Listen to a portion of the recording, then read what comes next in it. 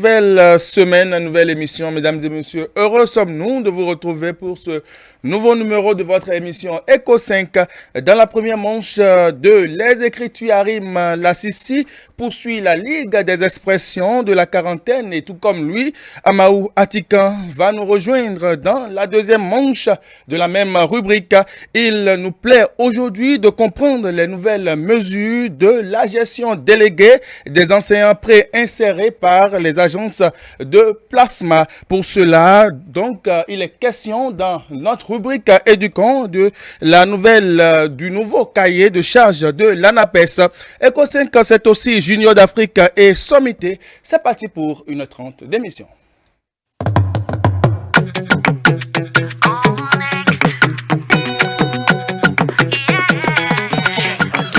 Je suis une femme ambitieuse, je ne perds plus mon temps dans les ragots. Mais quand ça zaille dans boulot là, non vie, je me mets bien en musique. Je suis une femme amoureuse et j'ai ma tête sur mes épaules. Quand ça dégaine dans mon cœur, je me mets bien en musique. Viens danser, oh, viens danser, oh, viens mouler, oh, viens danser, oh, non vie, one need you back. Viens danser, oh, viens mouler, oh.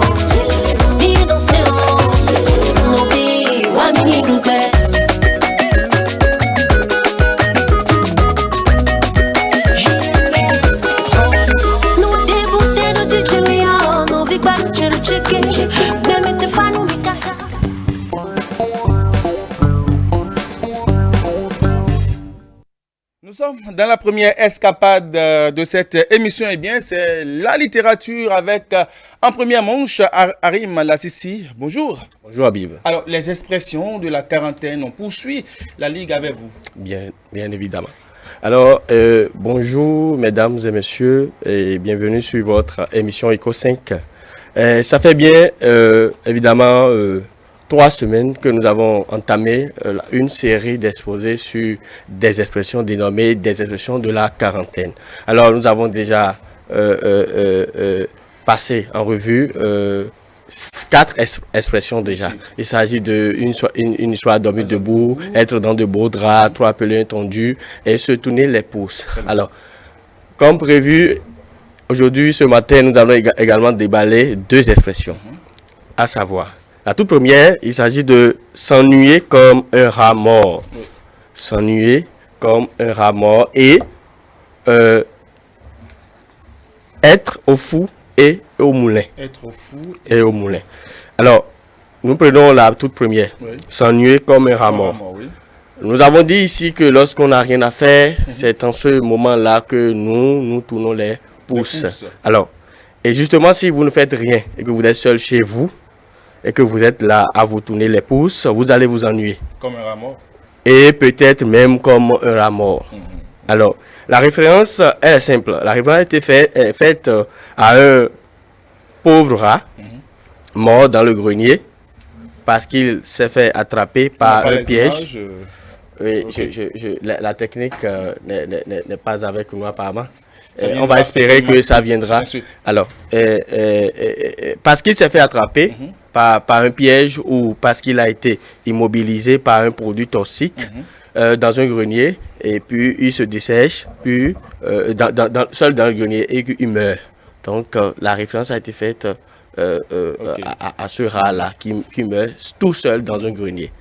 Alors, et un exemple qu'on peut donner, malgré cette sortie de confinement, je reste à la maison toute la journée, je m'ennuie comme un rat mort. Je m'ennuie comme un rat mort. Voilà. Très bien. Et la deuxième expression, être au fou et au moulin. Oui.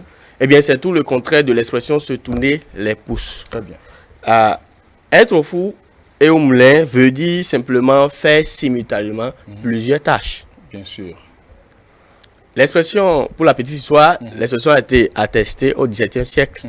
Elle provient du droit féodal, où lorsque les paysans ou encore les ouvriers, qu'on appelait des vassaux, étaient tenus d'utiliser le fou et le moulin commun pour cuire leur pain et moudre leur grain. Ils étaient obligés, ils devaient utiliser le fou et le moulin commun fournis par le suzerain, moyennant une certaine redevance. Voilà.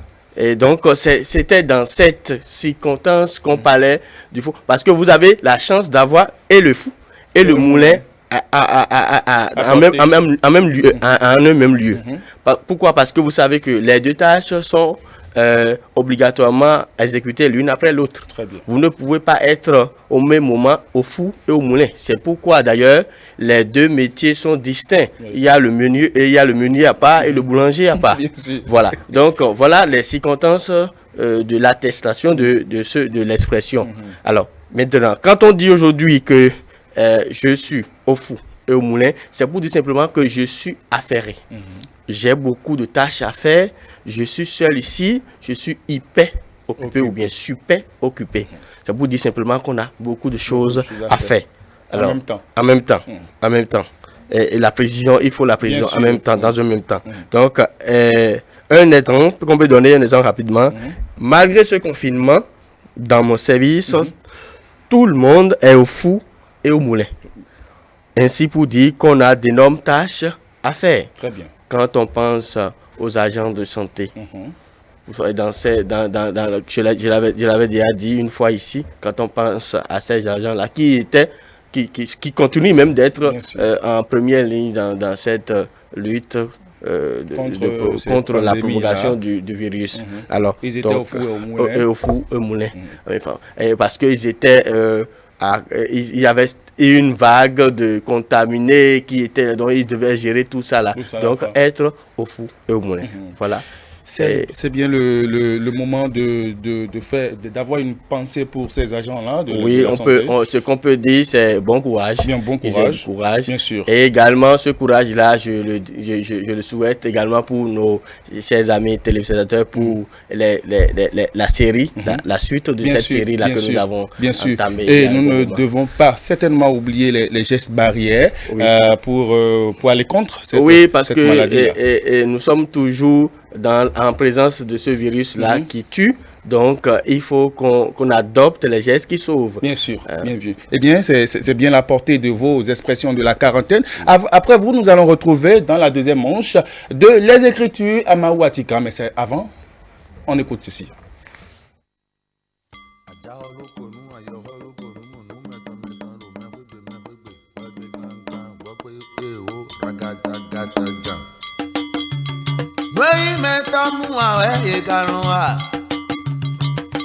Àfọyímẹ́tọ̀tàn ẹnu jẹ́mẹ́.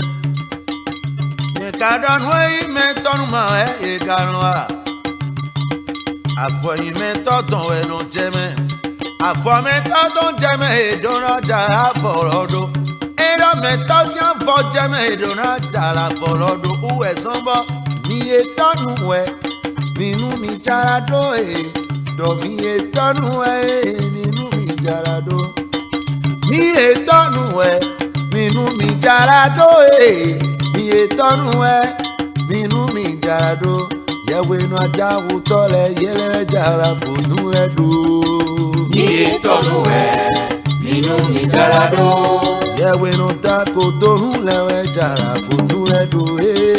Mi ètọ́nù ẹ̀ nínú mi járadó.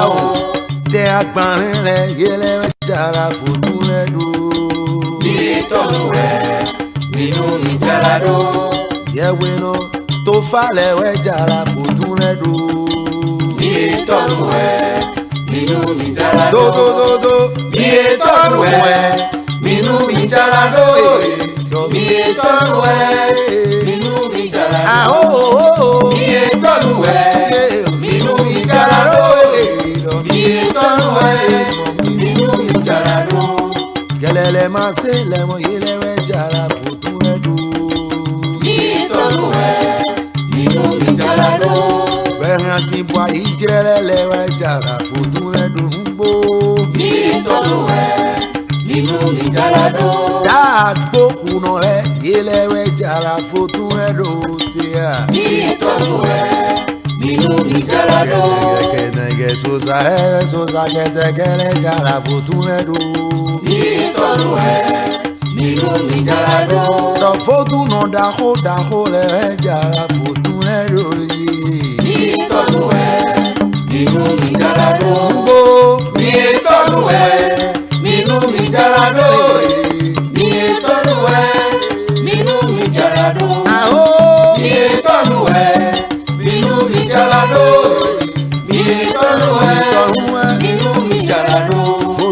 daho le ilewe jara fotune dozea. Mi etoluwe, minu mi jarado. Jara fotuno toze ye jara.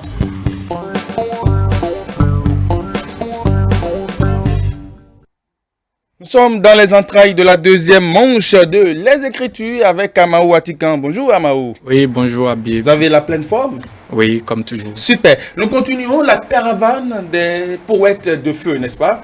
Oui, on continue avec la série et c'est à ce titre que nous recevons cet après-midi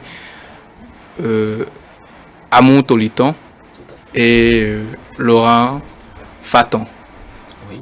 Alors, je pose la première question, n'est-ce pas, directement à Laurent Faton, de savoir quelle est sa réception, n'est-ce pas, de cette masterclass qui a abouti à l'anthologie didactique de la beauté. Merci, monsieur le journaliste. Je salue vos téléspectateurs. Vous savez, c'est une aventure qui n'était pas dans mon agenda normalement. J'y ai été convié et on a passé environ 2 mois. Chaque dimanche, on se voyait à Porte-Nouveau, on échangeait. Dans la semaine, chacun écrivait son test, on travaillait ce test. Il faut dire que c'est l'une des aventures les plus instructives que j'ai eues dans le domaine de la littérature. J'écrivais il y a longtemps. J'ai commencé par écrire en 98, je pense. Okay. Mais je n'ai jamais publié un ouvrage. J'ai beaucoup d'écrits qui sont avec moi. Et j'étais là quand des amis m'ont appelé pour me demander de m'associer à eux pour faire sortir un recueil de poèmes. Et on avait la chance que c'était avec Daté, Banamé, Daté qu'il fallait faire. Et chacun de nous, moi particulièrement, je me savais déjà écrivain parce que j'ai écrit beaucoup de textes que je n'ai pas publiés. Mais cette expérience m'a montré que j'avais encore des choses à apprendre. Non seulement j'avais à apprendre sur le plan de l'écriture elle-même, mais j'avais aussi à apprendre dans le monde de la littérature en général. Parce qu'on n'a pas fait qu'écrire. On a partagé des expériences de vie. On a partagé une convivialité auquel je n'avais jamais eu droit. Parce que j'écrivais seul. Mais cette fois-ci, j'étais avec une douzaine d'autres écrivains. Et on avait quand même un écrivain averti, expérimenté, bien connu, Daté, qui était à côté de nous, qui à chaque fois nous apportait son expérience. Parce que c'était quand même des gens adultes qui échangeaient à bâton rompu sur tous les sujets. Et quand on écrivait, lui-même disait des choses, nous dit. Et on a fait une expérience quand même extraordinaire. Et je m'en suis sorti très, très instruit. Et si c'est à reprendre, je n'hésiterai pas à reprendre l'expérience. Ok, merci. Et vous, monsieur Amon Toliton? Merci, monsieur le journaliste. Je remercie aussi les téléspectateurs. C'est un événement, cette masterclass que nous avons suivi à Porte-Nouveau chez l'un des poètes. En réalité, moi, je suis littéraire de formation, j'ai fait lettres modernes et j'écrivais des poèmes que je publiais sur des forums. Mais il n'y a pas la coloration nationale. C'est-à-dire qu'on écrivait des textes à l'instar des poètes français, tout en oubliant qu'on peut nationaliser le genre même. Donc ça va dater qu'on a constaté que écrire pour écrire, c'est pas ça la poésie du XXIe siècle. Il va falloir la circonscrire dans nos valeurs endogènes pour avoir un nom. Et sinon, à quoi c'est gratuit, n'est-ce pas, d'écrire comme les Baudelaire, alors qu'ils ont déjà presque tout dit. Et ceux qui ont lu l'anthologie ont constaté que il y a l'empreinte nationale, il y a une coloration qui fait que, d'ailleurs, qui est derrière ça, son originalité. J'espère qu'on en viendra là. Et donc, ça m'a permis, cette masterclass aussi, d'avoir des amis comme Dr Laurent, et qui est aussi la poésie. Il faut s'extérioriser, il faut s'ouvrir au monde comme le genre même. Et ça fait partie des éléments que j'ai gagnés dans cette masterclass grâce à monsieur Daté qui est notre coach d'ailleurs. Ok. Alors, vous parlez, n'est-ce pas, à l'instant de la poésie. Qu'est-ce qu'elle est selon vous? La poésie, c'est d'abord l'esthétique. Et le maniement de la langue et l'étonnement. Il n'y a pas de poésie sans qu'on ne pique le lectorat. un test bien écrit, n'est-ce pas, doit étonner. Et vous verrez avec mes tests. Le lecteur, lorsqu'il entre dans votre test, il va falloir, n'est-ce pas, qu'il découvre chez le poète un élément rare qui l'étonne, qui le classe. Et c'est ça la poésie. Contrairement à ce qu'on lit chez certains poètes qui écrivent pour écrire, c'est-à-dire du dadaïsme, de l'art pour l'art, c'est pas ça la poésie aujourd'hui. La poésie du 21e siècle, n'est-ce pas, doit circonscrire les problèmes contemporains, le monde que nous vivons aujourd'hui, l'humanité, la religion, le sexe. Voilà la poésie du 21e siècle. Sans ça, moi, je ne me retrouve pas dans la poésie. Ok. Vous, Laurent Faton, la poésie est d'abord personnelle, dit-on. Et de ce point de vue, qu'est-ce que vous pensez de ce que dit Amour Toliton de la poésie? C'est déjà ça la poésie, hein. Il a déjà fait de la poésie parce qu'il a donné sa conception, sa perception des choses. Oui. La poésie est individuelle et personnalisée. Oui. Pour moi, c'est l'expression de mon être intérieur. À des moments donnés, je reste là, je dis, mais qu'est-ce qu'il faut dire de moi-même particulièrement pour que les autres apprennent davantage à me connaître et à connaître ce dans quoi ils vivent. C'est une expression de moi qui peut être le moi intérieur comme le moi environnemental dans lequel je vis. C'est cette manière que moi j'ai à prendre mon stylo, à dire les choses qui me meuvent, qui m'emballent, mais qui a pour finalité d'emballer aussi le lecteur. Oui. J'ai envie que quand on me lit, qu'on se dise, mais il dit quoi? Et qu'à travers les mots, on se perd à la première vue et qu'à la seconde lecture, on dit waouh, et ce qu'il voulait dire. C'est que c'est une manière pour moi de saisir l'autre en me saisissant. Parce que moi, quand j'écris, j'ai tout du plaisir.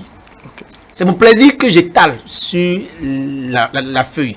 Ça peut prendre toutes les formes que ça prend, mais j'aime quand même que je manipule la langue, les mots que je utilise avec de la fantaisie.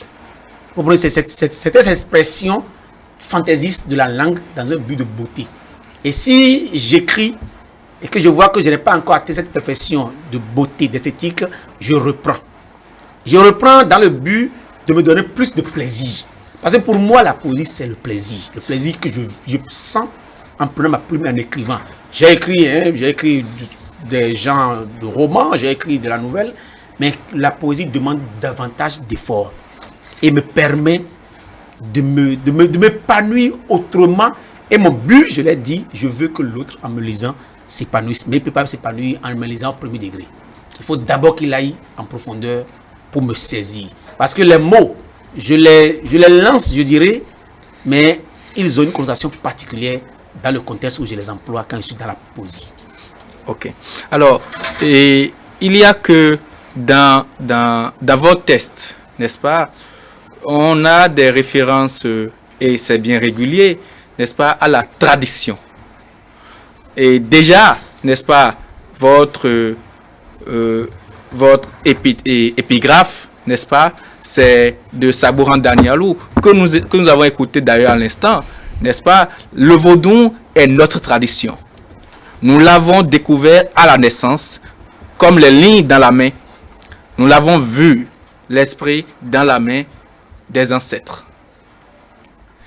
Alors, qu'est-ce que la tradition apporte à votre poésie?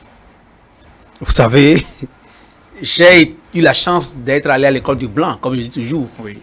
Et par chance aussi, j'ai étudié aussi profond qu'on peut étudier à l'école du Blanc. Parce qu'ils ont un dernier diplôme qu'on appelle la thèse. Oui. Je l'ai aussi eu. Okay. Mais je me suis rendu compte d'une chose, on ne m'a rien appris. Je suis clair. À l'école du Blanc, on ne m'a rien appris. On m'a juste appris peut-être une méthode. Mais en matière de connaissances, je me suis rendu compte à la fin de mes études que ce que mon grand-père disait au village était meilleur à ce qu'on m'a appris. Et que si je retourne au village, je dis toujours à tous mes amis, moi je suis au village. Je suis devenu un villageois, comme Mamadi Mpateba qui a dit qu'il est professeur titulaire des arbres à palabres de l'Afrique. Je me suis rendu compte que mon grand-père était le plus grand sachant que j'ai jamais connu. Et que si je me réfère à ses propos quand j'étais enfant, je n'ai rencontré aucun professeur encore à l'université qui m'a enseigné ce que le grand-père m'a enseigné. Alors, après mes pérégrinations, j'ai été au séminaire, j'ai fait ci, j'ai fait ça, j'ai goûté à la culture du Blanc et je me suis dit, ma culture est meilleure. Je retourne, c'est pour ça que vous avez vu, Ce premier texte qui est l'épigraphe, là, vous avez vu, c'est une chanson que tout le monde connaît. Oui. Il dit le vaudou de notre tradition. C'est moi qui ai traduit. Oui, c'est moi qui ai pris ma plume pour pouvoir transcrire ce que Senghor disait. Ok. Et tout est là, en fait. Tant qu'on ne va pas retourner dans cette culture qui est nôtre, comme l'ont fait les judéo-chrétiens, en retournant dans la culture grecque et les arabes et autres, chaque peuple est allé dans sa culture pour sortir ce qu'ils ont. La Bible, c'est une émanation d'une culture autant que le Coran, autant que les Baudelaire, les Victor Hugo. Mais si nous rentrons dans leur culture, nous n'aurons rien. Et vous avez vu, regardez seulement ce petit test-là, qui est l'épigraphe que vous avez lu tout à l'heure. Oui. Je ne pense pas que tout le monde puisse imaginer que ce bout de phrase que Senghor Daniel dit n'est que la définition du vaudou. Parce que c'est là, moi j'ai découvert que c'est là qu'il a défini vaudou. Et en définissant vaudou, vous avez vu ce test-là a l'air d'être tellement poétique et beau. Et je me suis dit, désormais, tout ce que moi je fais, dans tous les milieux, mes références sont toujours les références culturelles et endogènes. Parce que c'est le seul réservoir auquel on n'a pas encore touché. Les gens font des efforts, mais notre réservoir culturel reste encore immense et intact. Et il faut y creuser pour sortir quelque chose de plus beau. Ok. Alors, c'est peut-être pour ça, n'est-ce pas, après votre parcours chez des religieux, vous êtes revenu, n'est-ce pas, à cette tradition-là? Oui, vous savez, j'ai été un jeune croyant fervent. J'ai cru, franchement parlant. J'ai cru avec toute mon âme, toute ma force. Oui. Mais je me suis rendu compte que ce qu'on me disait était faux. Et le choc a été grand chez moi. Et ce choc a fait que je me suis retourné dans la culture avec pieds et mains. Mais je me suis rendu compte aussi d'une chose. La culture dont on me parle aussi ne manque pas d'état. Et il faut l'épurer. Alors ma démarche est une démarche d'épuration de la culture. Ce n'est pas que je m'approprie la culture telle qu'on me l'a emballée. Non. Oui. Je connais que cette culture a en son cœur des valeurs intrinsèques et il faut avoir le courage de l'affronter pour y aller déceler ces valeurs qui sont à l'intérieur. Quand on dit vaudou, écoutez, personne ne voudrait voir quand même le sang déambuler partout comme on le voit. Parce que quand on dit vaudou, on voit le sang, on voit le rouge et on voit une crasse autour de tout ce fétiche-là qui fait peur. Mais non. Je me dis, mais il faut avoir le courage de dépasser, d'enlever cette couverture que nous avons de sang, de crasse, pour aller voir, mais derrière, il y a quoi? Et c'est parce que j'ai eu la chance de cogner la culture de l'autre, de voir cette religion dans laquelle on m'a baigné, de voir sa beauté. Et dit, mais parce que s'ils sont aussi, les religions autant belles, la mienne, à quoi pour ne pas être aussi belle? Et si vous voyez juste cet épigraphe, vous avez vu que la définition de vaudou que j'en ai donné, ça rehausse l'image, ce qu'on a. Là-bas, l'autre dira que Jésus-Christ a versé son sang, mais le vaudou dit ici que le sang est présent, il a aussi magnifié d'une manière ou d'une autre. Aujourd'hui, moi, je me suis dit, mieux vaut rester dans ma culture, mais avec beaucoup de doigté. C'est pas plonger pour plonger, c'est pas aller devenir gris-grisseur ou bien charlatan, aucunement, mais il découvrir les valeurs qui existent et les exposer. C'est ma démarche. Nous avons aujourd'hui, j'ai peut-être ici 12 poèmes environ. Vous allez voir que j'ai fait recours à beaucoup de valeurs endogènes. J'ai parlé de Revioso, j'ai parlé de Sapata, j'ai parlé. Parce que ces dieux qui apparemment ne se sont pas encore révélés, il faut qu'on y aille dedans pour savoir ce qu'il y a et le révéler. Et ce sera progressif. C'est sûrement que nous aurons d'autres aventures pour davantage approfondir ces réalités endogènes dont nous sommes dépositaires. Merci beaucoup. Et Amon Toliton, lui aussi n'est pas resté en marge, n'est-ce pas, dans cette valorisation de la tradition africaine, plus précisément béninoise. Il y a, n'est-ce pas, dans un de ces vers maintenant, on peut lire « Et Tolegba a récupéré Bourrique ». Ah oui. Alors, le Tolegba, n'est-ce pas, qui renvoie également, n'est-ce pas, à la tradition béninoise, en quoi cette tradition participe, n'est-ce pas, de votre poésie, de la manifestation de la poésie chez vous? Merci, monsieur le journaliste. Le Tolegba n'est pas loin de Jésus. Vous voyez, la conception actuelle du christianisme, c'est que l'homme est en situation et cherche un protecteur. Et l'être pur, selon l'Église catholique, qui peut protéger, qui peut assouvir les besoins, c'est Jésus. C'est Jésus. Et chez nous, au Bénin particulièrement, vous savez, il y a plusieurs toléba. Il y a plusieurs toléba. Il y a le toléba national, il y a le toléba départemental, il y a le toléba du quartier, il y a le toléba personnel, il y a le toléba familial. Alors, dans cette dynamique, je constate que il est simplement question pour le Béninois de s'accrocher à son toléba et de lui parler en tant qu'individu. Aujourd'hui, le blanc, il a ses magies et il a Jésus. Mais pourquoi nous autres, n'est-ce pas, nous voulons enterrer toutes nos valeurs et les diaboliser? C'est ce qui m'énerve. Vous allez constater beaucoup de choses. Vous allez parler de Saint Anagonou, qui est ma maman d'ailleurs quelque part, n'est-ce pas, qui a cru en la chose. Vous voyez, voilà une dame qui est définitivement vos dossiers et qui nous a mis au monde et qui pourtant a refusé que nous prenions la voie de Vaudou et a opté et paie tout ce qu'il faut pour qu'on soit catéchèse bon teint. Elle a cru en Dieu et je vois que en principe, elle est la première sainte que j'ai jamais connue. La première sainte qui doit figurer parmi la liste des saintes que l'Église catholique n'a pas connue. Et vous entendrez des saintes Marie, et il n'y a pas sainte Anagonou. Okay. Et moi, j'ai vérifié, j'ai rectifié le tir pour dire désormais, on aura beaucoup de saintes Anagonou après de moment. C'est ça la poésie. C'est-à-dire qu'il ne faut plus, n'est-ce pas, accepter la colonisation littéraire. Il y a déjà la colonisation culturelle. Il va falloir que le littéraire, n'est-ce pas, du 21e siècle, comme ça se fait chez eux. Vous voyez, les prix Renaudot de la littérature, les prix Nobel sont des prix de n'importe quoi. Hein, vous voyez, le prix Renaudot, n'est-ce pas, qui va célébrer la zoophilie, la pédophilie, et c'est ça. Donc, nous aussi, notre manière à nous, de prendre les prix, et vous verrez, c'est une anthologie qui a de parcours à faire. Nous allons inscrire un courant littéraire autour de nos valeurs endogènes, Tolegba, Vaudou, Rebioso, etc., etc., pour qu'eux aussi, ils viennent subir une autre colonisation. Le blanc viendra maintenant chez nous, Africains, pour se ressourcer de nos valeurs. Et c'est ça ce qui reste à faire à l'Africain. Tout Africain qui pense que bien, il faut aller à l'église, il n'a qu'à y aller. Voilà un prêtre qui est à côté de moi et qui a vu, il a vu des choses et pourtant il dit ça c'est de la merde. Il ne peut pas parler parce qu'il a été au couvent. Et donc, n'est-ce pas, notre couvent, nous aussi, on va commencer par vendre nos valeurs. Et c'est ça la poésie que je fais. J'ai parlé de la religion, j'ai parlé de Dieu. J'ai dit d'ailleurs que, n'est-ce pas, quelque part que si l'Africain est intelligent, il doit constater qu'il y a échec. Il faut déchristianiser, n'est-ce pas, nos religions. Vous allez en France, vous verrez des vieillards, des septuagénaires qui vont à l'église. Vous verrez en Afrique, vous n'est-ce pas, des jeunes qui vont errer, qui vont s'habiller, qui vont exhiber leurs tenues neuves qu'ils ont achetées, alors qu'il y a mieux chez nous. Et j'ai dit quelque part dans le poème que le concept du paradis est un faux concept parce que Jésus a fait seulement 3 jours là-bas pour revenir ici dans le monde mien. Et certainement, on va en parler. Ça veut dire que la vie, c'est ici. Il vaut mieux consacrer le respect de Dieu ici, Dieu en tant qu'être pur ici, que de faire de l'hypocrisie. Alors, que des prix littéraires célèbrent la pédophilie, je n'en sais rien. Mais la zoophilie, par exemple, je pense que d'abord dans notre tradition aussi, il y a comme de la zoophilie, c'est le respect des animaux, n'est-ce pas, ce qui n'est pas mauvais en soi. Mais le plan n'est pas là.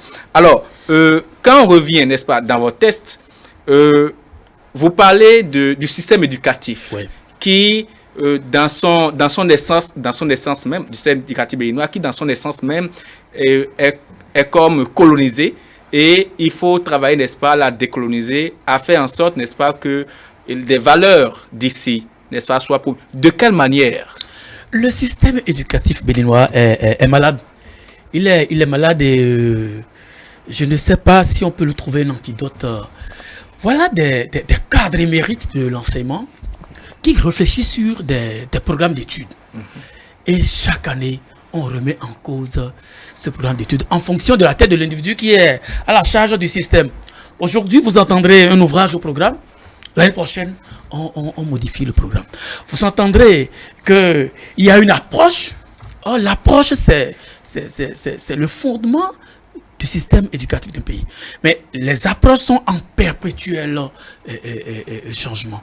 Ça me met mal à l'aise. Et je constate que, eh bien, le point que nous suivons aujourd'hui, il paraît que c'est sur les Belges qui ont sponsorisé ce programme et naïvement on l'a accepté sans prendre en compte le contour du programme. Quand on dit APC en Europe, n'est-ce pas, c'est de l'argent. Il faut des moyens pour faire, n'est-ce pas, ce système-là. Et on a amené ce système au Bénin alors qu'on sait qu'on n'a pas les moyens. Conséquence, nous voyons des étudiants, et je ne vous apprends rien là, qui sont incapables de faire une phrase grammaticale et qui sont spécialistes des constructions agrammaticales.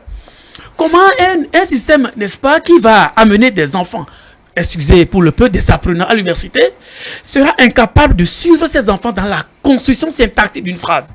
Et je condamne, n'est-ce pas, tous ceux qui ont bu à la coupe, n'est-ce pas, de ce système sous prétexte qu'ils ont besoin de l'argent. Et c'est ça ce que souffre le système éducatif béninois. Et il va falloir, n'est-ce pas, dénoncer ce système et dénoncer tous ceux qui animent ce système éducatif. Vous voyez un candidat au baccalauréat, n'est-ce pas, pour écrire la matière même, SVT a écrit SVT comment? E-X-V-E-E-T-T-E-U. Il est incapable d'écrire le nom de la matière qu'il veut composer au baccalauréat. Et pourtant, il a fait du CI jusqu'en terminale et le système applaudit cela. Vous voyez, si vous venez à la correction et des examens, vous entendrez les CP qui subtilement vous demandent d'arrondir. Il ne reste qu'à dire, il vaut mieux donner au moins 12 au candidat. Mais ils ne disent pas ça au hasard, il y a des critères. Il y a des critères, monsieur. Des critères téléguidés, monsieur le journaliste. C'est ça ce qui fait mal. De telle sorte que il y a une couche qui évolue et qui sont nuls, et il y a l'autre, n'est-ce pas, qui se retrouve dans des écoles confessionnelles et qui ont niveau. Je pense qu'on va aller très vite. À ce niveau-là, je voudrais, n'est-ce pas, qu'on fasse la différence entre le système éducatif lui-même, n'est-ce pas, et une approche d'études. L'approche d'études ne peut pas être d'office une mauvaise approche qu'on dit que nous avons pris naïvement. Donc, notre système, n'est-ce pas, d'où que ça vienne, il n'y avait, n'est-ce pas, comme vous le dites si bien d'ailleurs, qu'à nationaliser cette approche et lui apporter maintenant les touches qu'il faut pour que ça soit parfait afin que nous puissions évoluer comme cela se doit. Alors, monsieur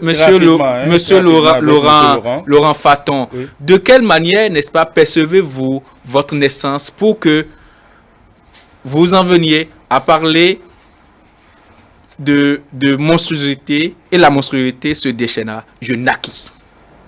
Vous savez, ce poème n'est qu'une illustration de ma vie, oui, de mon vécu quotidien.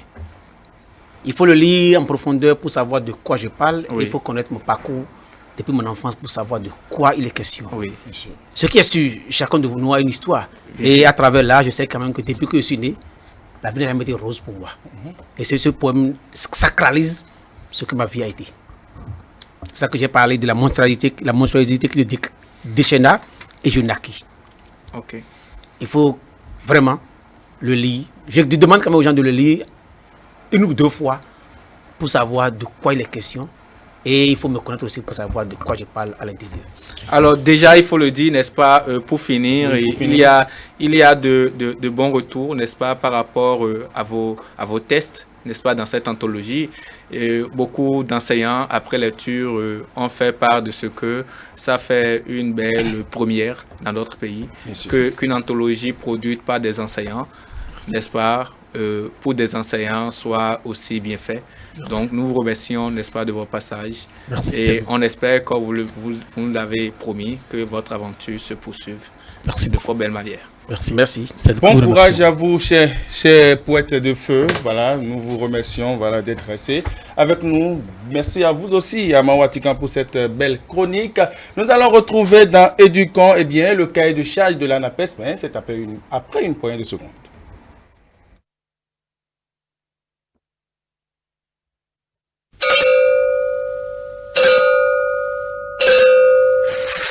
Ono susuti to quando menu mi tola me be mo don dai run mi le ko so de yo de voton na do gbenu nu le tin to me ho le de be no yo pe sisa no vie go pa takame dans son yero sasigbe oya ndo ya de ma do wa do to no me masoka gba kalaba afọpọnọ de pepe mo do kulu kati wa pọnọ to do gweta o video me go no do anniversaire we ya na club ganu fata ntoga agara to ma do amanga e me mo ita imaga yero na ta woni da we do na de dépasser cette étape là yo vo wanya on do po me nka o simbe ça veut dire rien n'est là forcément we no su gaz de lo ko na gardien son trèfle ton ya ni ngali do simero we maçon quotidien pour du baba agbegi ibo ikana bro pali we yin carton ye mo sien ta me wu pompier reto station ye mo pe attendre nu me wu koko no me no so gando gbegbe wu semi jano ton center mo ti ajama vodon ton na se America techis pon bodo mi communion no vi communion en vrai yi seigneur mai divi bodo Martin Nemblo e me mo atan Martin to ano to gweri bodo to gweri me no so gandi gwe wa ko lento sasigbe Sasigbe. Alors mon blé Jean Chiba on tino la on. Sasigbe. Sasigbe. Mais mato bien ndu mon kun kaketa en chaîne bigbe non.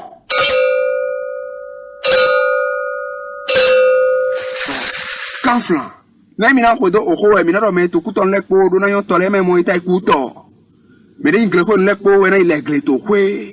Fon le ma so na wa ndeze o fon dudu go. Bo aizo nu le to we na no saso. Wato men le to we na no kruto me. Akowe agoniton le cho we no sasin klaklu boda jele cho we no daje le mi le o agege to le mo na se pe oto akeji eru na no bo gba to ogbo nton do na ko gba lespon me do to bi anu le po mu be so gambia akon we na gba mi we po mi le mi na to du akon gba hun ya no vi to le pon to do we me mo ata ibe ali pon onu vi na ogbo nton be do zi alo wa men crossing onu vi na ya to moto me be do mi jabla mi na ho pa u est-ce que c'est un problème ça? Alors,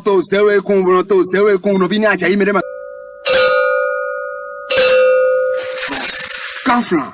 Na mi na ko do oko e mi na do me to kuton lekpo do na yon tole me mo ita ikuto. Me de ingle ko lekpo we na ile gle to kwe. Fon le ma so na wa ndeze o fon dudu go.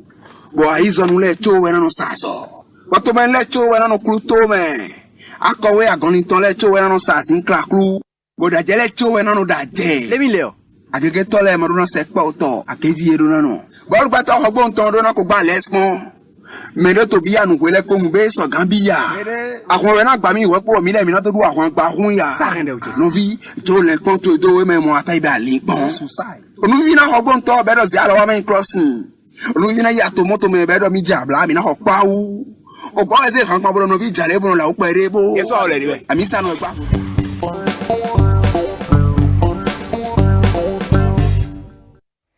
Gestion déléguée des enseignants pré-insérés par les agences de placement. Eh bien, nous allons parler du cahier de charge de l'ANAPES. Et en studio avec moi, Sylvain Kagny Adjaouto. Bonjour. Bonjour, monsieur. Vous êtes enseignant pré-inséré. Je suis enseignant pré-inséré. Vous avez la belle forme. Merci. Le sourire. À côté de lui, eh bien, c'est Eddy Kamikoto, Eddy psychopédagogue. Merci. Bonjour. Bonjour, Abi. Et en face de vous, l'éminentissime. Il s'appelle Julio Tometti, juriste. Habib, bonsoir et bonsoir aux téléspectateurs de télé. Merci à vous, Julio.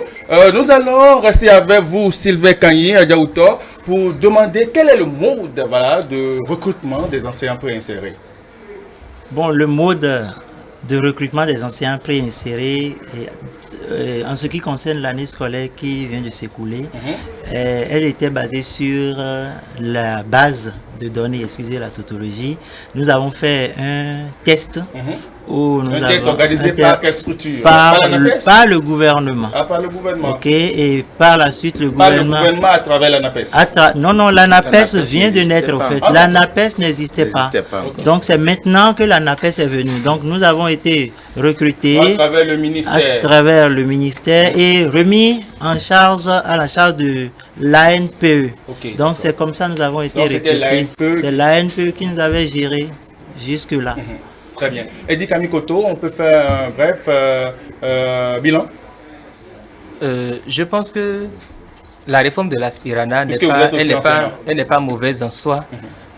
Ça a été bien pensé parce que, qu'on le veuille ou pas, ça a quand même jugulé un certain nombre de défaillances qu'on constatait au niveau de la vacation. Mais toujours est-il que cette réforme aurait été mieux pensée pour sa mise en œuvre. On aurait pu par exemple partir d'abord d'une expérimentation avant de la généraliser parce que voyez-vous, l'année scolaire qui vient de s'achever a été l'une des plus terribles sous la rupture. Déjà, des classes sont restées sans enseignants jusqu'au deuxième trimestre, ce qui n'est jamais arrivé chez nous. Et dit que dans le prolongement avec l'avènement de la pandémie de la Covid-19, ces classes ou ces apprenants n'ont eu de professeurs régulièrement que peut-être pour 2 ou 3 mois. Ça pose déjà un problème pour l'avenir. Secondo, le déploiement a été fait sans tenir compte forcément. Sans enseignants, dites-vous. Bien sûr. Nous avons connu des classes qui sont restées sans enseignants. Les déploiements, il faut le dire, ont été faits tout le long du premier et du deuxième trimestre. Ça a été déjà une défaillance au niveau du système.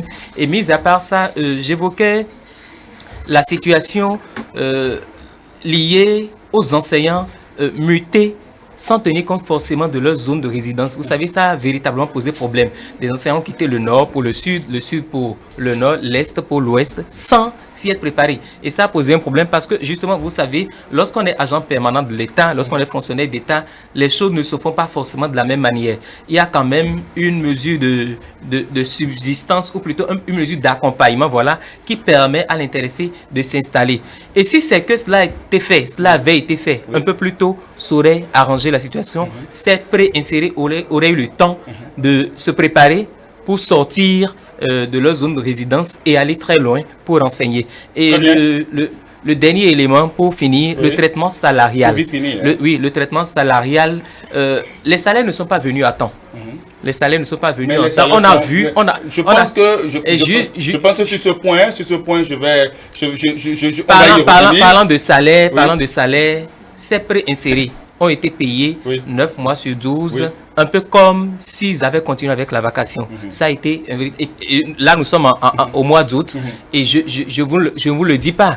Ils sont sans salaire, ils resteront sans salaire jusqu'au mois de septembre pour espérer reprendre au mois d'octobre. Bien sûr. Avec vous, Julio Tometti, une réforme quand même qui laisse beaucoup de marge de manœuvre à ces enseignants-là, parce on constate que les anciens vacataires-là étaient à cheval sur plusieurs collèges, ce qui n'était pas bon pour le système éducatif. On a constaté que désormais, on recrute des enseignants sur la base des tests. Ils ont organisé, le ministère a organisé plusieurs tests. Ne trouvez-vous pas opportun que cette réforme-là puisse perpétuer? Oui, ces réformes doivent être non pas perpétuées peut-être, oui, mais aussi bien repensées pour atteindre les objectifs éducatifs. Il faut dire que le Bénin est en quête, nous sommes en perpétuelle quête d'un repère pour donner une orientation véritable à notre système éducatif qui permette d'assurer une qualité de l'enseignement, d'avoir la logistique nécessaire et de mettre les enseignants qui sont au cœur du système éducatif dans les conditions qu'il faut pour que les objectifs à terme soient atteints. Et donc, nous sommes en train quelque peu de nous chercher. Le gouvernement, à travers plusieurs initiatives, oui, nous approuvons et nous ne demandons que les différentes réserves qui sont exprimées, les différentes défaillances, les insuffisances qui sont relayées au quotidien, que ces éléments-là soient pris en compte dans le sens d'une amélioration. Merci. Alors, quelles sont les insuffisances qui sont relayées chez Sylvain Kagny? Les insuffisances sont énormes. D'abord, je voudrais, avec regret, affirmer que les gouvernements successifs ont toujours manifesté une certaine injustice vis-à-vis du monde de l'enseignement et en particulier des vacataires d'alors et des aspirants d'aujourd'hui. Je viens par exemple au salaire. Aujourd'hui, vous êtes sédentarisé. Oui, vous allez dire sédentarisé. Et à combien? La sédentarisation, s'il vous plaît, ça permet de percevoir 12 mois sur 12. Oui. Et je prends le salaire. Le niveau le plus bas dans le secondaire, c'est la licence. Le professeur qui a été recruté exécute 22 heures minimum. Ça veut dire 88 heures dans un mois. Quand on fait 95 000 divisé par 88 heures, nous sommes autour de 1072 francs. Ok. Récemment, le gouvernement a lancé un programme spécial d'insertion, en tout cas à l'emploi. Celui qui a, s'il vous plaît, celui qui a le bac. Laissez-moi finir. Il faut comparer. Je suppose, l'apprenant que moi j'ai formé qui vient d'avoir le baccalauréat, lui on lui paye 100 000 francs. Mais moi, je suppose qu'il y a la licence, on me paye 95 000. Une injustice qui ne dit pas son nom. Vous n'êtes pas encore inséré chez Nous ne sommes pas encore insérés. Et encore, bon, on dit aspirant. Nous aspirons à quoi? Vous êtes pré-inséré. Nous sommes pré-insérés. Donc voilà la toute première injustice. La seconde, les aspirants n'ont droit à participer à aucune instance de décision dans leur collège. Ils ne sont ni du CA, ni du CC, ni du CI. Et ils sont pas à eux. Et en fin de compte, nous faisons le même travail dans le même collège, dans les mêmes classes, dans un même pays, sous un même président. Et à la fin, nous faisons tous le travail. Et c'est les ACE et les FE qui vont à la correction et on laisse sur le carreau les aspirants. Alors qu'ils ont plus, je vais vous dire, l'aspirant du niveau licence a 22 heures, mais l'ACE n'a pas 22 heures. Et on force même l'aspirant à avoir des heures supplémentaires qui sont payées comment? Je prends juste un exemple. Quelqu'un qui doit exécuter 22 heures, à qui on donne 26 heures. Et à la fin du trimestre, vous savez combien on le vire comme frais d'heures supplémentaires? 13 500. Oui, quand vous faites le calcul, ça va donner combien? Vous allez approuver parce que vous n'êtes pas dans le domaine. Il faut y être pour savoir ce qui s'y passe. C'est une injustice qui dit pas son nom. Je crois que je vais laisser la parole à Julio. Oui, je voudrais dire rapidement quelque chose par rapport aux comparaisons. Vous savez, on ne peut pas comparer toujours un statut à un autre, une profession à une autre. Ce n'est jamais la même chose. Et pour dire plus exactement, nous avons quitté loin. Nous avons quitté le système de vacation qui ne laisse aucune espèce de garantie, qui ne laisse même pas la chance d'avoir un espoir pour le lendemain. Vous l'avez dit tantôt, aujourd'hui, quand il peut se dire, puis avoir des chances que demain, il soit véritablement des chances quand donc c'est un processus. Est-ce une raison de se conforter là dans sa position? Non, on ne demande pas que ces aspirants soient confortés. La plupart ont déjà fini 10 ans. Vous n'avez pas la parole. Il faut 10 ans, oui. De quoi? D'abord de la vacation à la voilà, c'est 10 ans, c'est justement ça le problème. Oui. Parce que vous avez, ces 10 ans n'ont jamais été comptabilisés, n'ont jamais été pris en compte. C'est juste des contrats intuitifs personnels entre les individus et les chefs d'établissement. Aujourd'hui, nous sommes dans un mécanisme qui que ça garantit un développement. Je peux vous garantir que vous ne pouvez pas rester dans le système d'aspiranat pendant 10 ans. Mais dans le système de vacation, vous pouvez y demeurer pendant 20 ans. Il y a des gens qui ont fait toute leur carrière en étant vacataires. Et vous trouvez ça? C'est pour dire quoi? Il y a une évolution qui permet aux uns aux autres d'espérer, ne serait-ce que un jour, il soit inséré véritablement à la Eddie, s'il vous plaît, permettez-moi, je vous pose la question. Désormais, on a appris que c'est l'ANAPES qui gère les pré-insérés. Alors, quel sera le rôle de l'ANAPES, quand bien même que nous avons des ministères de l'éducation? J'allais le dire, vous savez, je voudrais demander à Julio de nous dire... Répondez à ma question, s'il vous plaît. Je viendrai à votre question. Mais je voudrais demander à Julio, est-ce qu'il est possible aujourd'hui, dans le contexte béninois, à un jeune de percevoir un salaire de 95 000 et espérer se réaliser dans 10 ans, dans 20 ans, dans 30 ans? Je pense que c'est de là que nous devrons partir pour mener les bonnes réflexions. Et pour répondre à la question, ma question, je dis, le PAG n'a pas prévu, sauf erreur de ma part, le PAG n'a pas prévu l'ANAPES.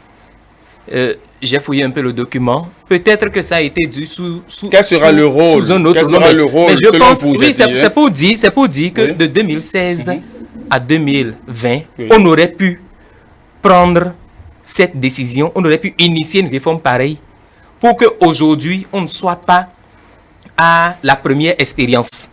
Le rôle de l'ANAPES, pour moi, il reste et demeure confus, il reste et demeure inopportun, parce que l'ANAPES sert simplement de transition entre le gouvernement qui a organisé le test pour les aspirants et les structures de placement. Et je dis de transition. Bien sûr, de transition et peut-être de suivi. Voilà. Mais je pense, je pense que le ministère pouvait jouer ce rôle. Le ministère pouvait déjà jouer le rôle de l'ANAPES. Et quand je vais plus loin, les structures de placement, c'est le gouvernement qui a organisé les tests. Mais qu'est-ce qui empêche le gouvernement de positionner les enseignants un peu comme la NPE a eu à le faire? Parce que là, ça fait des charges supplémentaires pour l'État, pour le contribuable, il faut le dire. Puisque l'ANAPES aura à percevoir une prime sur chaque enseignant. Et ça, c'est toujours des caisses de l'État que ça sort. Donc, je pense que la présence des structures ou l'emploi des structures de placement, les structures de placement perçoivent... Oui, mais je dis l'ANAPES, son rôle, c'est juste un couloir de transition que je ne trouve pas opportun.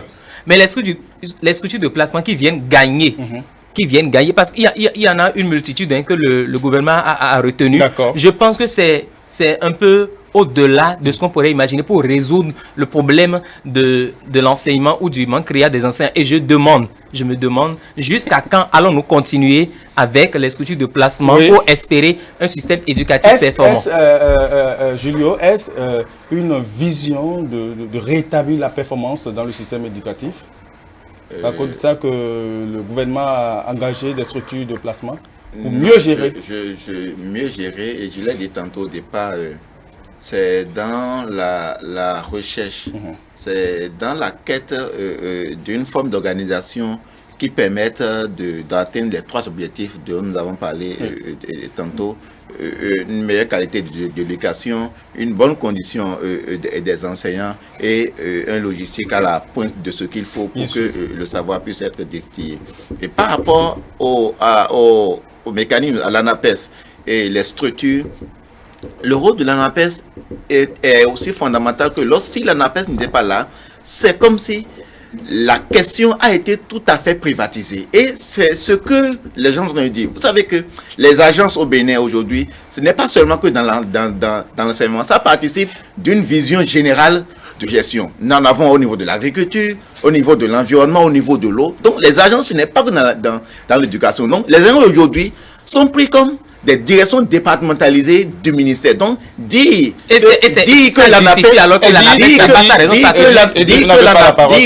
que le ministère pouvait le faire, c'est aussi dire qu'une direction du ministère pouvait le faire. Donc, il faut voir aujourd'hui l'ANAPES comme une agence, comme une direction du ministère. Et donc, les agents de l'ANAPES ne percevront pas de salaire en fin de mois. S'il vous plaît. Bien sûr, justement. C'est moi qui pose les questions. Okay. Oui, on y va. Voilà. Non, mais c'est vrai. Voilà. Les agents qui travaillent à l'ANAPES percevront un salaire en fin de mois. On pouvait nous départir de ce salaire supplémentaire. Vous craignez pour les enseignants ou bien vous craignez pour les dépenses. Sylvain, avez-vous des craintes par rapport à la gestion des structures déléguées? Oui, j'ai des craintes et j'ai beaucoup de craintes d'ailleurs. D'abord, quand j'ai feuilleté le document, le cahier de charges de l'ANAPES, d'abord, j'ai été surpris, sidéré? Non, surpris désagréablement, parce que nous a toujours chanté qu'avec l'agence, on n'avait pas les conditions allaient être améliorées. Mais nous avons constaté que les émoluments, puisque je n'appelle pas salaire, les émoluments sont restés. Vous n'appelez pas salaire? Non. Pourtant, le salaire, c'est lorsqu'il est c'est pas du salaire. Non, ce n'est pas du salaire. C'est pas 12 mois sur 12. Ok? Donc maintenant, quand on parle de l'ANAPES, je vous ai dit récemment, c'est la NPE qui nous avait géré. Pourquoi est-ce que le gouvernement ne pouvait pas déléguer ce pouvoir-là à la NPE et l'ANAPES et on est obligé d'aller recruter des cabinets? Je tire une conclusion, ou bien je tire une conclusion, c'est que le gouvernement n'est pas dans la logique de faire des recrutements. Puisque depuis toujours, notre revendication a été... Le gouvernement n'est pas dans la logique. Dans la logique de... Non. Ça, ce n'est pas un recrutement. Ça, c'est pas un recrutement. Mais c'est quoi alors? Monsieur Habib, nous avons... trouvé leur nom dans la base de données, mais elles n'ont pas été employées. Monsieur Habib, nous sommes là en tant qu'aspirants. Ok? Je dis, l'ANAPES pouvait gérer. On n'est pas obligé de confier ça à des cabinets. Le gouvernement nous a toujours dit, allez vous faire former. Allez vous faire former. Des gens sont sur le tas, ils ont fait le CAPES, ils ont fait le BAPES, ils sont à la maison. Si vous avez bien suivi le recrutement qui a été fait, allez relire les listes. Vous verrez que la liste est faite à 70% des gens qui n'ont que la licence. Pourquoi? Parce qu'on veut minimiser les coûts. On ne peut pas vouloir du développement et penser que l'éducation coûte cher. Si l'éducation coûte cher, alors faisons la preuve de l'ignorance. Demandons aux enfants de rester à la maison. Et on verra d'ici 5 ans ce que le pays va devenir. Parce que là, j'ai comme l'impression, on se dit que, bon, l'enseignement, ça coûte trop. Et maintenant, ça coûte trop là. L'ANAPES et les cabinets vont percevoir. Les agents de l'ANAPES vont percevoir. Mais c'est des coûts supplémentaires. Mais pourquoi ne peut-on pas organiser un concours? Recruter. Lorsque l'enseignant, il n'est pas en condition, pensez-vous qu'il peut donner le meilleur de lui-même pour que l'enfant puisse... Et c'est cette façon de percevoir les choses, excusez, c'est cette façon de percevoir... Oui, ok, merci, mais je vais insister là-dessus. C'est cette façon de percevoir les choses, de caricaturer les enseignants comme des personnes qu'on n'a pas besoin de valoriser, qui fait qu'on remarque déjà cette différenciation entre le salaire pour le programme PSIE et les enseignants. Comment concevez-vous que quelqu'un qui a Bac plus 5, c'est-à-dire le CAPES, soit payé à 125 000, alors que celui qui a Bac plus 3 dans le programme PSIE soit payé à 175 000. Regardez les cas. Alors qu'ils sont tous enfants de ce pays, sont tous citoyens du Bénin, ils vont rendre aussi les mêmes services pour contribuer au développement du Bénin. Votre mot de la fin? Mon mot de fin, je voudrais, puisqu'il n'y a plus de revendications dans ce pays, je vais par une doléance. Je voudrais m'adresser à son Excellence le Président de la République. 30 secondes, s'il vous plaît. Je sais que vous avez à cœur le développement de ce pays. Bien sûr. Les enseignants aspirants sont en train de mourir. Ils sont usés, utilisés. Si vous voulez que ce pays, les enfants de ce pays, puissent vous accompagner dans ce développement qui vous est si cher, je vous en prie, organisez le concours de recrutement. Nous vous serons vraiment reconnaissants. Merci. Julio, votre mot de la fin? Oui, merci. Je voudrais souhaiter, tout ce qui a été dit là, c'est assez pertinent. Je voudrais souhaiter que la voix des aspirants soit assez audible pour toucher ceux qui ça doivent toucher, pour que ces éléments-là soient véritablement pris en compte dans le sens d'une amélioration, pour qu'à terme, un jour, on puisse se dire, l'enseignant puisse se dire que je suis fier d'être enseignant. Merci à vous, chers invités. Nous allons nous retrouver la semaine prochaine, si Dieu le veut. Mais pour l'instant, nous poursuivons notre émission avec Junior d'Afrique aux commandes de Gloria Gatoubé.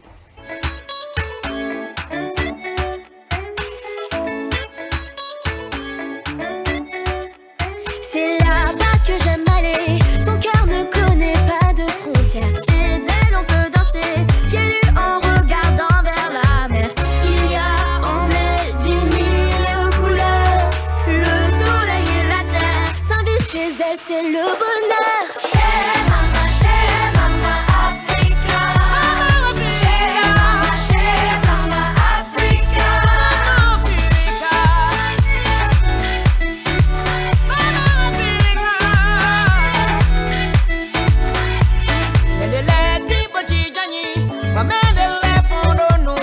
C'est là-bas que j'aime aller. Maman dit toujours la vérité. Son rire fait fuir les sombres nuages. Dieu a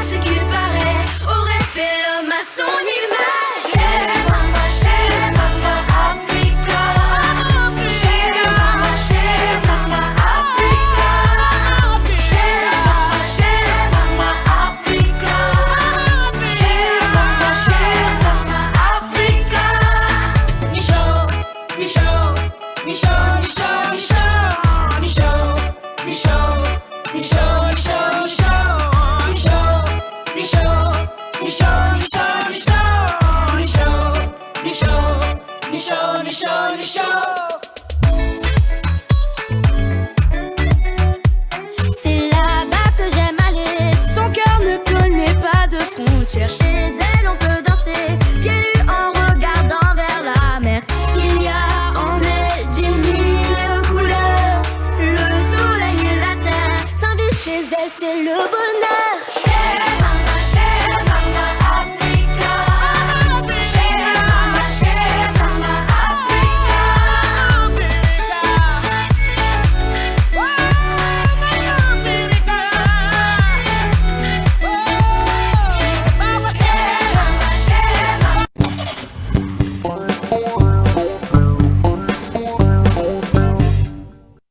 Merci de votre fidélité, chers téléspectateurs. Bien, je vous l'annonçais, Gloria Gatoubédia dans notre studio. Gloria, bonjour. Bonjour Habib, comment Les vous enfants allez? en milieu, je vais bien. Je vais très bien. D'accord, je vais super bien aussi. Super. Vous êtes bien habillés. Hein? Merci. Les enfants en milieu carcéral, eh bien, c'est votre thème, Gloria Gatoubé. Oui, c'est bien ça. Amis téléspectateurs, bonjour. Alors, de nombreux accouchements ont lieu chaque année, tant à la maternité que dans les centres pénitentiaires. Aujourd'hui, nous allons nous pencher sur la naissance en milieu carcéral. Bien sûr. Et pour cela, nous avons invité sur ce plateau Madame Minanflinou Kikan Carmen. Vous êtes technicienne supérieure en action sociale et responsable du service psychosocial à la maison d'arrêt de Cotonou. Merci d'avoir accepté notre invitation. Merci à vous, Madame Gloria. Merci, Madame.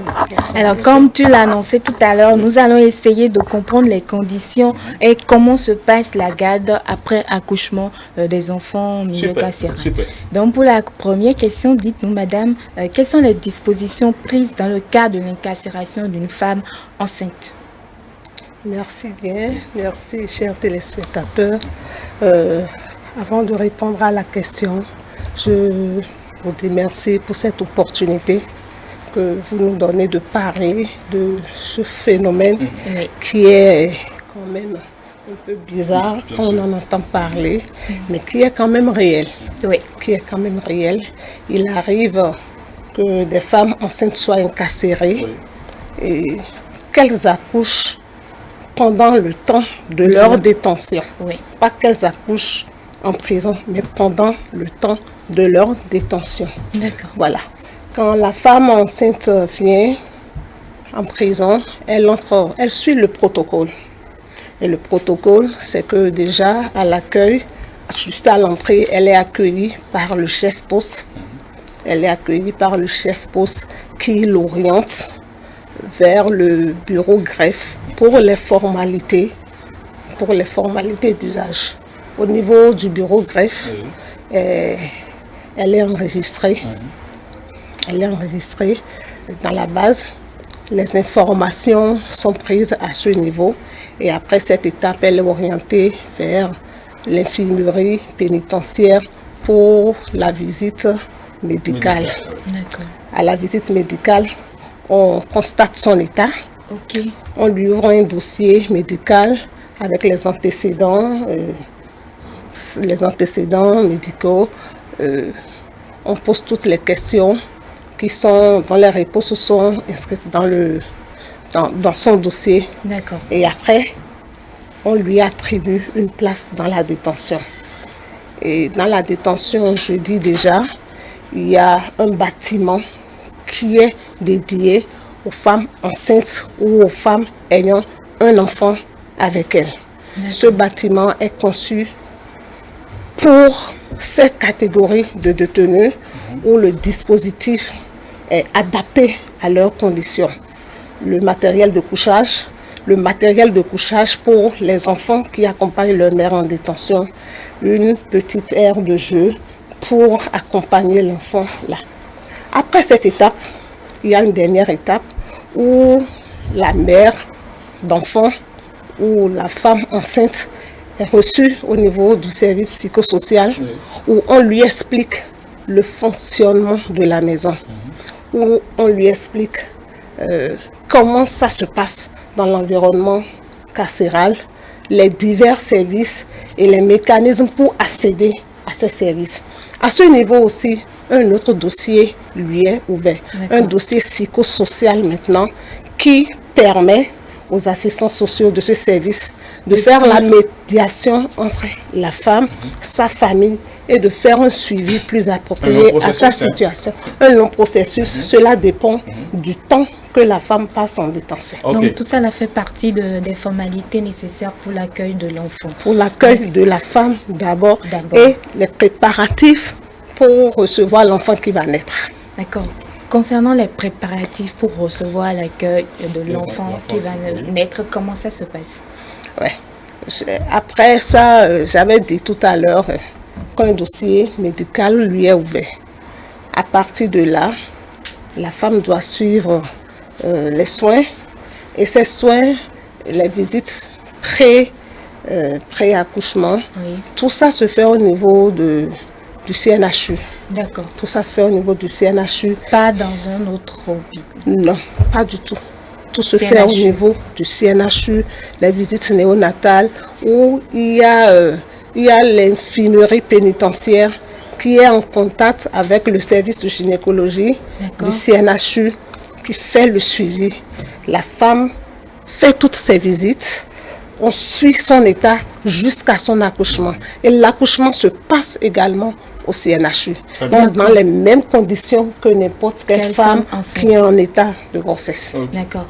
À qui revient alors la prise en charge financière? La prise en charge financière revient à l'État. Les soins sont gratuits sur toute la ligne. Le suivi sanitaire est gratuit sur toute la ligne. Donc, aucun frais ne sera dépensé par la famille de la femme enceinte? Aucun frais n'est laissé à la famille. Mais il faut dire que l'État est appuyé parfois par les ONG que nous appelons les intervenants pénitentiaires. Il y a des ONG qui interviennent en milieu pénitentiaire, qui appuient ou qui accompagnent les cibles plus vulnérables en milieu carcéral. Parfois, ces ONG viennent en appui. Et parfois aussi, mais je dis rarement, la famille, si elle a besoin d'être plus proche financièrement de son parent. Alors, quels sont les avantages dont bénéficie l'enfant à la naissance et jusqu'à sa fin de séjour dans l'établissement pénitentiaire? D'abord, je vais dire, quand l'enfant est né, il y a la déclaration qui se fait pour son état civil. D'accord. Donc, ce n'est pas parce que l'enfant est né dans un milieu carcéral qu'il n'a pas les mêmes droits que tout enfant né. L'enfant a les mêmes droits. Et déjà, l'agence pénitentiaire du Bénin met à disposition le matériel nécessaire pour l'enfant, c'est-à-dire le lait artificiel au besoin, les couches, le savon, tout ce qu'il faut pour accompagner un nouveau-né. L'agence pénitentiaire du Bénin le fait. D'accord. Il y a les intervenants pénitentiaires aussi qui mettent à disposition ce matériel-là pour accompagner. Donc l'enfant bénéficie de tous les avantages dont bénéficie sa mère en milieu carcéral. D'accord. Alors, quel est l'âge à laquelle l'enfant est tenu de rester avec sa mère?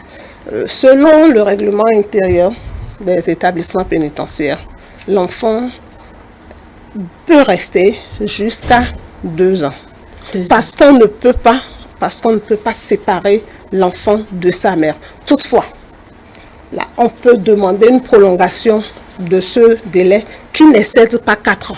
Dans quelles conditions?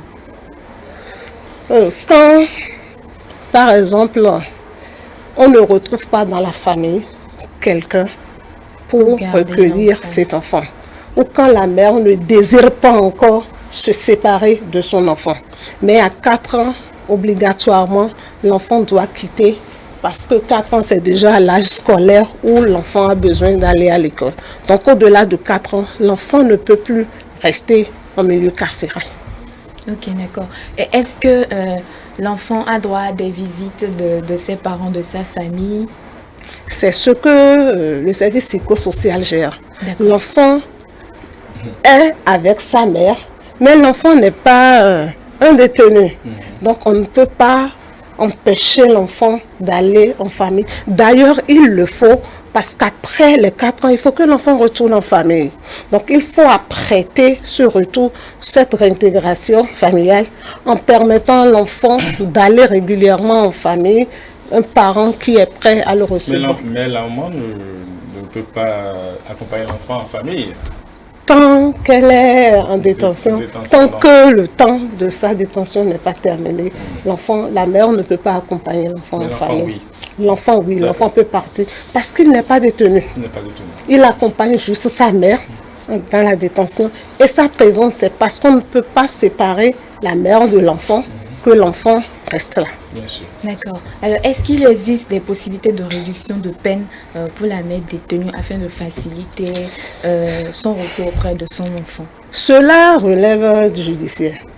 Cela relève du pouvoir discrétionnaire du juge qui a le dossier en main. Parce qu'il y a ce que nous appelons les situations atténuantes, les situations aggravantes. Donc, il peut tenir pour décider de libérer la mère à cause de son état ou non. Toutefois, il lui est porté à connaissance toute situation liée à la femme enceinte en prison. Mais il lui revient de décider ou non de libérer la femme compte tenu de son état de grossesse. D'accord.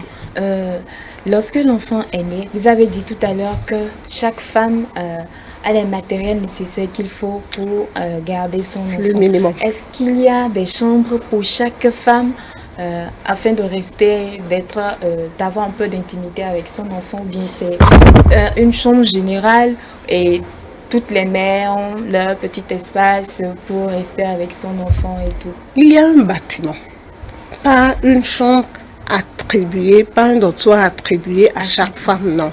Mais il y a un bâtiment où elles sont toutes logées.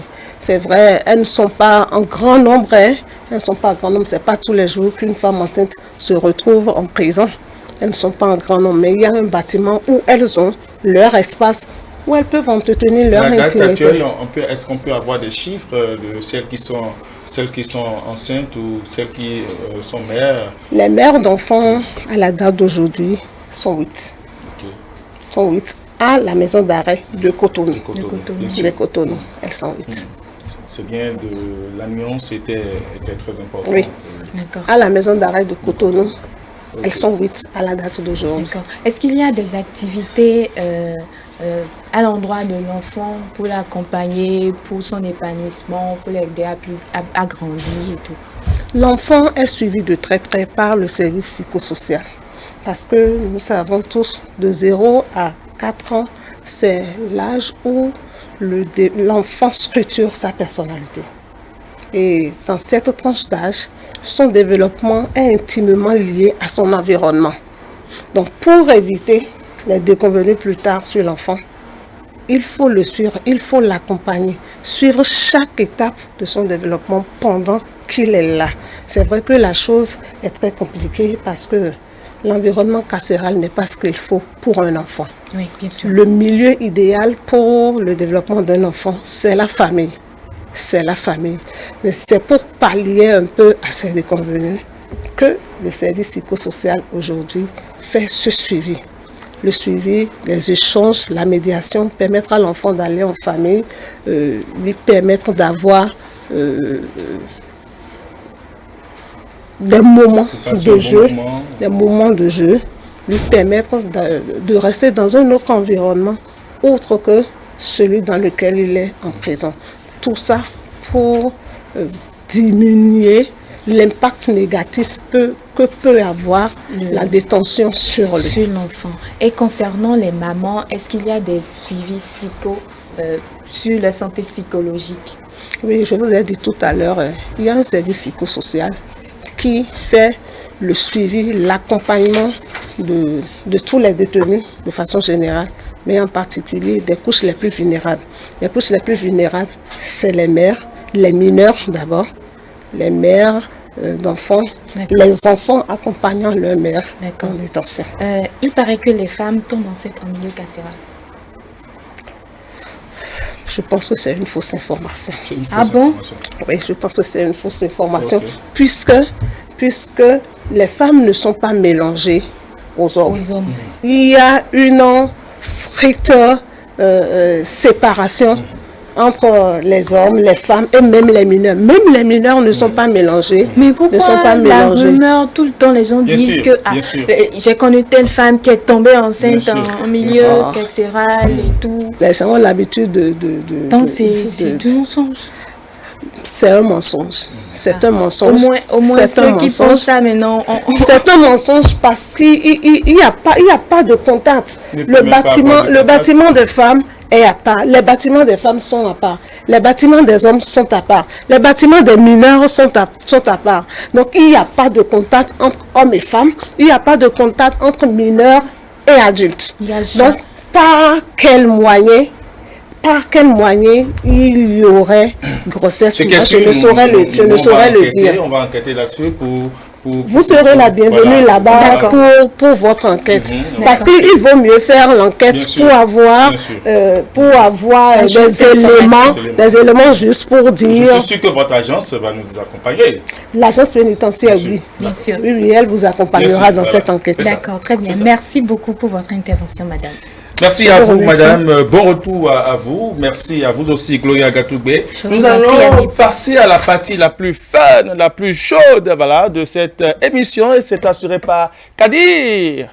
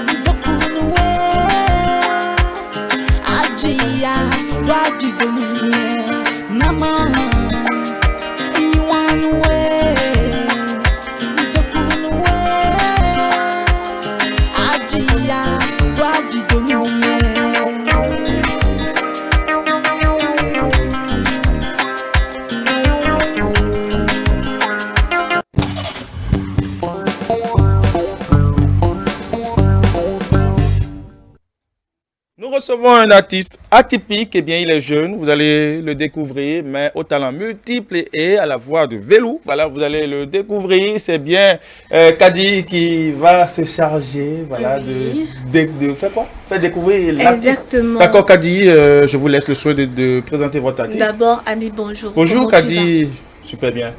Alors, bonjour chers amis téléspectateurs et bienvenue sur Sommité. Aujourd'hui, je vais vous faire découvrir un artiste à la voix suave. C'est un artiste, musicien, chanteur, auteur, compositeur, interprète, styliste designer, chorégraphe béninois qui est Khaled Kelani. Bonjour. Bonjour. Vous avez beaucoup de trucs à votre actif. J'espère que vous allez bien. Très bien. Alors, il est né en 1989 au sein d'une famille très attachée à l'islam et ancrée dans les affaires. Le jeune Kelani est donc né avec les dents longues. Soutenu par sa mère après le décès prématuré de son père, il s'est vite fait habiter par l'esprit d'entrepreneur et de conquérant. Alors, Khaled Kelani enchaîne ici ses succès à commencer par les études avec la réalisation de son premier rêve d'enfant amoureux de l'architecture par un diplôme d'ingénieur BTP. consacré par un master dans le métier des affaires, ses origines martiniquaises, nigérianes et son amour de la langue n'ont fait qu'attisser son désir de maîtriser l'anglais avec une licence en littérature anglaise. C'est bien cela. Exactement. Alors, dans sa joie de vivre, bien qu'introverti, il n'a pu voiler son talent qui a été vite saisi par le ACE à l'université d'Abomey-Calavi, où il entame à petits pas sa carrière d'artiste chanteur avec l'orchestre de l'université. Alors, homme de style attaché aux détails du dressing, il lance en 2018 une marque de haute couture pour l'élégance et le personal branding. L'homme se fait démarquer dans toutes ses actions par sa précision et son originalité. Alors Kehlani, c'est l'homme qui vit sa joie et la partage au-delà de tout et en toute occasion. Alors Khaled Kehlani, Khaled Kehlani, vous avez été le tout premier artiste à signer chez Self-Made après le départ de Fanico. Alors comment s'est passée cette collaboration? Merci, vivement que vous avez fait vos devoirs. Self-Made, j'avais pas signé à Self-Made. D'accord. En fait, j'avais travaillé avec un des managers de Self-Made. En fait, c'est lui qui m'a d'ailleurs convaincu à lancer une carrière solo parce que au moment où je faisais les orchestres live, dans les prestations, dans les manifestations, on s'est rencontrés et puis il m'a approché, il m'a dit tiens voilà, est-ce que tu n'as jamais pensé te lancer en une carrière solo? Donc, c'est lui qui m'a assez convaincu. Pour que je me lance, donc voilà, et depuis je suis en autoproduction jusqu'à maintenant. Alors il y a 3 ans, on vous a connu sur le morceau Ndolo qui a été plutôt bien accueilli par le public. Alors on va rapidement à la régie pour écouter la chanson Ndolo de Khaled Kehlani.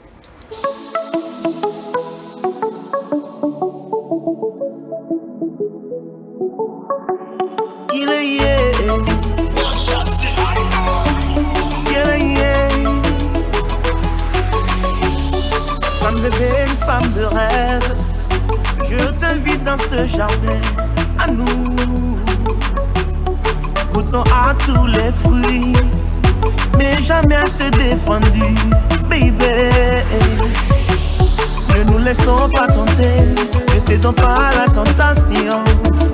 Fermons les portes à la rue. Ne nous laissons pas tenter, ne cédons pas à la tentation.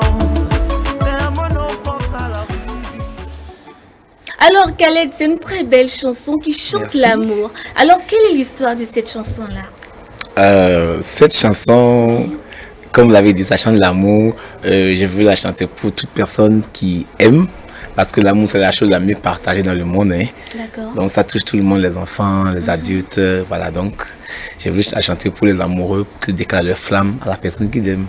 D'accord. Alors, vous avez fait une brève apparition avec Voice Afrique francophone 2020, notamment lors des auditions à l'aveugle. Alors, qu'est-ce qui vous a gagné? Qu'est-ce que vous avez plutôt gagné de cette expérience? L'expérience de Voice, c'était la meilleure expérience de toute ma carrière d'artiste. D'accord. Parce que au départ, j'étais pas parti pour être candidat, mais arrivé là-bas, les choses sont passées telles. Donc, j'avoue, c'était une très très très très belle expérience. Ça, je remercie le ciel du est allé. Donc, de fait, de ne pas être reçu aux auditions à l'aveugle, c'est rien. Mais tout ce qui a été derrière, tout ce que j'ai appris, c'est ça l'essentiel. D'accord. Alors, est-ce qu'on peut rapidement écouter la voix de Khaled Kehlani en a cappella? Oh mon chéri, tiada.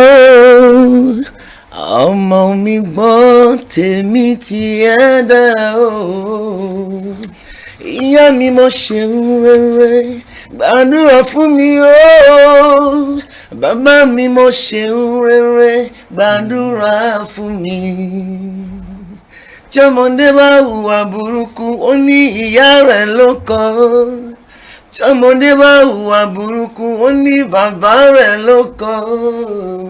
La suite est dans ma chanson. Alors, Habib, on applaudit à Khaled. Pourquoi pas? Sa voix. Bien sûr. Alors, et on va encore rapidement à la régie et écouter le clip officiel de votre tout dernier morceau, Omomi.